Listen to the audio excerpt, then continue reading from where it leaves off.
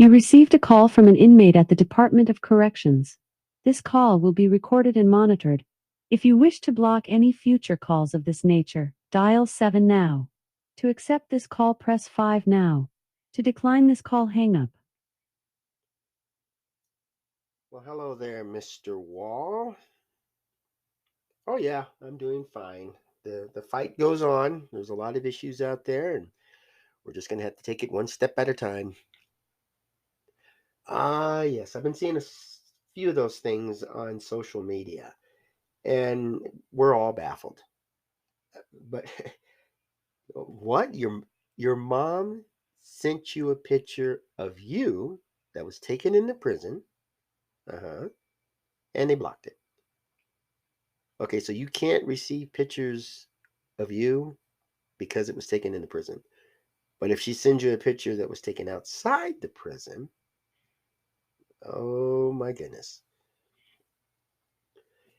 Yeah, I think there's been some changes over there, and I think they need to really, tweak these things a bit because it's getting crazy. Well, good.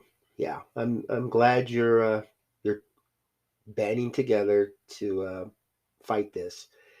It's just that human rights in the United States, that's important. We need those. And if you file a complaint because something was done against the rules or something was done that violates a constitutional right or state law, the authorities need to know, and definitely the public. And I've had a few things that have just been locked out because I like to broadcast these things. I want to get them out. And even though they want to block what's being said or block your concerns, the fact that they're blocking them is newsworthy, and it's something that could rally the troops out here. And I'm not sure why they think they can just continue to do this kind of stuff and nobody's ever going to notice it. There's all kinds of lawsuits out there, and they're reasonable. And you guys, you're a big source of information. You can really help us to understand the rise in crime or how a person is thinking or what motivates a person.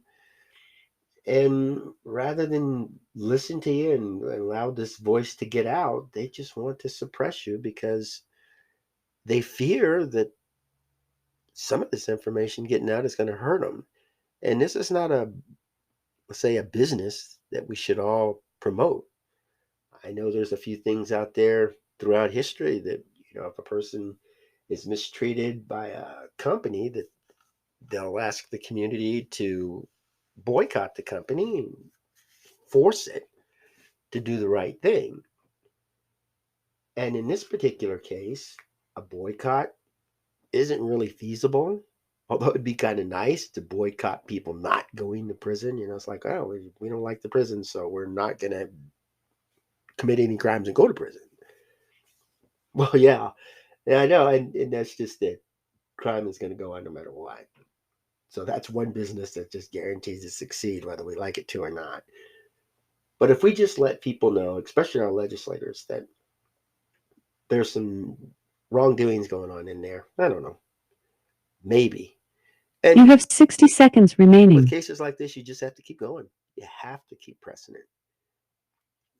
Good. Yes, your mother should broadcast those stuff on social media. So, and you never know. It's like the person who's playing in a high school sports event and gets discovered, or a girl who posts a video on YouTube and gets discovered. It's somebody You somewhere have 30 seconds is remaining. going to be watching this stuff, and there's a good possibility it will make enough waves to get the people to work for a change. Okay, good. Keep fighting the fight. And thanks for calling and sharing that with me. I'm going to do what I can to get that information out. You know, I think communication between you and the outside world is very important. And Thank you for using inmate call. Goodbye.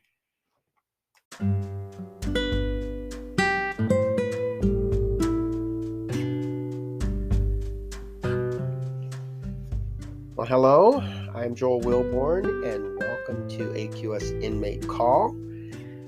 In this episode, I'm talking about pretty much the information that we can gather from people who are incarcerated. I believe if we want to get a hold on crime, we need to talk to the people who are best qualified to talk about it.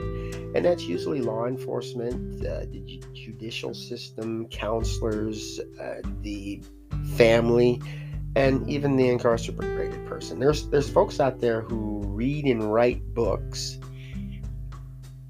conduct surveys of the general population and stuff.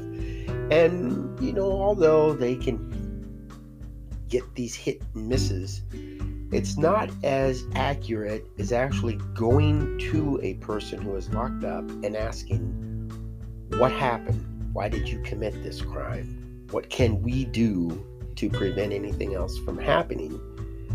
Or what could we have done to help you? And I don't know why anybody would want to push that aside, or why anybody doesn't care what the incarcerated people think. It just doesn't make any sense to me. And I really do want to get a hold on crime. I don't want children being shot to death while they're in school. And I certainly don't want people that ring a doorbell or drive down the wrong street or are jogging. And we got this fear and hate out here. If the people don't recognize you, and I know we're growing up, we're taught don't talk to strangers, but if somebody's approaching your home, it's usually not going to be a bad guy. I mean, there are things with mobs and stuff, but a person who wants to commit a crime isn't going to be out in the open. Now, if I saw a couple of masked people walking down my driveway, possibly even carrying weapons, I would consider that a threat. Although it may not be, but I would consider that a threat firsthand. But if a girl is in a car with 3 other girls and she's driving down my driveway, even if I have no trespassing or private property, any of those signs up, there's got to be something that's going on.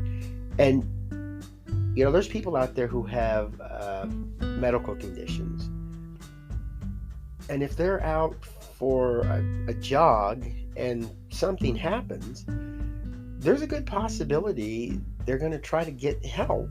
And if they can't do it on their phone, they may go to the first house they see, or flag down the first car. And if these people just start shooting at them, we have an issue here. We have a very serious issue. And the first thing I want to do is not necessarily convict people of the crime. It's like, you shot these people, you're terrible. I want to find out why. And I think a lot of folks do. The motive for a crime is really important. And I know on Twitter there's a few people that want to downplay it. Who cares why this person did this? But I do. I want to know why people are committing crimes. And I want to know what can be done to stop them. I want a viable solution, not just creating new laws. Criminals don't follow the law, and there's a reason they're not following the law. And if we can get a hold of that, we might be able to make a dent. Now, don't get me wrong, there are people out there who were planning a crime and were talked out of it, or saw something and just decided against it. And we'll never know why, because they didn't commit the crime, they didn't make the news, and it's not a big issue. And so what I like to think of in something like this is we have people who were caught committing a crime, who are willing to talk. And why not listen? Why censor them? Why hide them? My communication with the transgender community is seriously limited because, from what I understand, the Department of Corrections is afraid to be sued because they're opening up, or they're closing the communication on the outside world with these folks. And they have a big story to tell. And from what I could get from them, some of them, is there are people who are locked in the prison of their choice. I imagine in the future there's just not going to be a male and female prison anymore. They're just going to lock everybody together. Why not? But right now, there's female population and there's male population. They're not mixing them together. And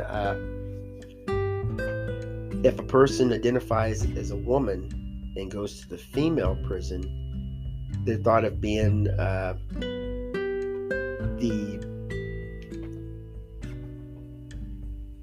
they're thought of just trying to get in there to take advantage of the opposite sex that's the majority in the prison. But even those folks that do that, they need to be exposed, and they're the ones that the transgender community don't like. They're not big fans of that, and it's making them look bad. A real transgender person, a person who really wants to change sexes, isn't going to be attracted to people that they identify with. So a man who's identifying as a woman in a female prison isn't going to be attracted to females. And likewise, a woman who identifies as a man in a male prison isn't going to be attracted to males. Even though there are genuine people in there, they're going to lock up lesbians and gay folks in their prison of their sex. And these folks are going to be taking advantage of that. And so we can learn about these situations by talking to the people in the trans community that are locked up. And as far as the weapons are concerned, let's look at the story of Marianne Atkins. She was 16 years old, had no idea how to use a gun, didn't own one, didn't care much for them, and she uses her victim's gun to kill him. And we can take these stats and twist them around. People are being murdered by weapons, guns in particular, or semi-automatic, and you want to ban those. Well, that's not going to help Marianne. And same thing with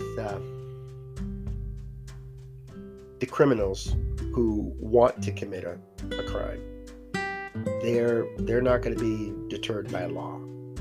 I can't buy a semi-automatic weapon and I want to go shoot a whole bunch of people, so I'm not going to do it. Maybe there's some that want to go down to the store, fill out the application and get denied, and then just say, okay, forget it. That might happen. I doubt it, but it could.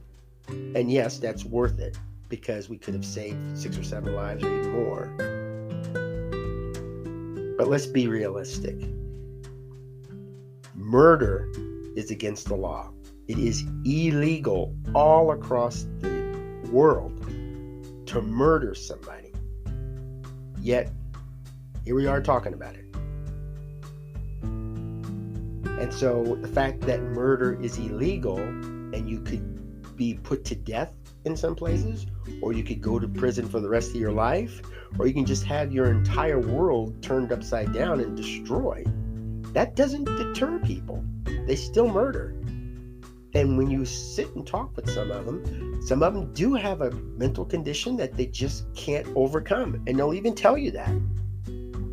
Yes, I killed this person. Yes, I was locked up, and I will do it again if I get out. I was on a trial with a person who was a habitual rapist. And so we went to the jury room and we were talking about this guy. If he gets out, is he going to do it again? And his activities inside the prison, his mannerism, his evaluations by professionals, it just convinced us that, yeah, there's a possibility he could do it again. And even though I said, well, he served 25 years and that's what they convicted him of and he needs to get out, he's already in our hand. He's already being evaluated, and it's looking like he didn't change and that he could get out and do it again. He needs some medical attention. And I'm all for the medical attention. I'm all for some specialized care. And with Marianne, she felt threatened. She was put in that situation because this man would not take her home. He kidnapped her. He captivated her. He captured her. And she reacted. And when I talked to her, she more or less says, I just should have just done whatever he wanted and gotten out of that. But how do we know that? This guy could have been planning on kidnapping her and selling her into slavery. And if that had happened, her life would have been way worse than it is now, with a 19-year sentence. And her advice to other people is just be careful who you hang out with. Stay away from drugs. It's like the standard thing. Stay in schools. Don't do drugs. But it's not really kicking in, especially for people that feel that somebody has to die because their loved one cheated on them. And how can you really overcome that? What kind of programs could you put in place that would get a person to not want to go to their former employer and shoot all the people in there? And when we look at these mass shootings at school, most of them is because the schools don't have any way of protecting themselves. It's like predator and prey. Boa constrictor isn't going to go after an elephant because the chance of success is minimum. But a boa constrictor could go after a rodent. And an elephant isn't going to fare too well against a man with a high capacity rifle. And they really don't have that much of a shot anyway. That's something where we have to do our own. We have to look at it as a way of being fair, or fairness. And these guys are not fair that go out and commit these murders. And as I was told by a convicted serial killer, the family unit is being destroyed, and I'm all for that. If they want to teach subjects in school that deal with gender identification or racism, and the community supports that, let them teach it, because they have the full backing of the parents and the full backing of the community leaders. But if these folks don't think these things are appropriate in school, the federal government shouldn't step in and say, it doesn't matter what you think, this is going to be taught. I really don't think the federal government has any business in education, but if the federal government feels that they have to do that, we've got an issue. Because I think families, especially parents, are the one who should be making that decision. They're the ones who should be controlling this educational trend, not government. And I support education on the community level. Like, my community may want to ban certain books, not all books, but certain books, whereas the county next to me might not care and want everybody to get in there. And the federal government shouldn't come in and say who should do what. If these community leaders and these parents want this stuff taught, let them teach it. If they don't want it taught, let them teach it. I mean, there's things I don't agree with. I don't agree with fascism. I don't agree with Nazism. I don't agree with communism. But if there's a community where a large part of the people in there support this type of ideology, and they want their kids taught that stuff in school, let them do it. It's not illegal in the United States. Now, murder is, if they teach murder, that's wrong. You know, and any crime, if they want to teach that in school, we should at least look at that, because you shouldn't be teaching criminal activity, how to make and sell drugs. I mean, illegal drugs, let's put it that way. But there's certain things, you know, when I was growing up, they banned a book. My teacher wanted us to read a book, and we bought it. The school board came back and said, no, you can't do that. So we had to do something more traditional. But we read the book. And, you know, even though there was things in there that were offensive, it wasn't one of those things like they're banning now. I don't even think the books that we read would be banned now. But at that time, yeah, it was something that bothered them, and we had to respect that, because they did not want it. And to get out and protest, that's something that was unanimous, and it was in the community, and it's something that, you know, the education isn't a private matter. There are private schools, and that's fine. We don't mess with them. But a public school isn't a private matter. It's the public is what decides it. And we shouldn't go beyond the state. We shouldn't go beyond the city. And we're going to learn that kind of stuff by talking to folks. So I'm hoping you go out. I hope you open up discussion about new laws, new restrictions, banning stuff, the role of the family. I really believe the family has an important part. And once it breaks down, crime will grow, because gangs, they recruit people by, hey, your family rejects you, we don't. And we have certain conditions to join our gang, to be part of this group, to feel loved, feel wanted, and we expect you to follow them. You know, a child with missing a parent is going to reach out and find a substitute. And a single parent can be successful in properly rearing a person, but I think two parents are even better, especially if both of them play their role just fine. But there's that possibility that, yeah, they might slip. And we should hold parents responsible for anybody under 18. So hopefully, during your discussions and during your interactions with other people, you can find something that will work for you, because you're the only person you can control. And maybe work to stop the barriers that people are running into to keep them from following a path that is less harmful to the community. Well, thanks for tuning in. I hope you have a magnificent day, and go out and make beautiful memories for tomorrow.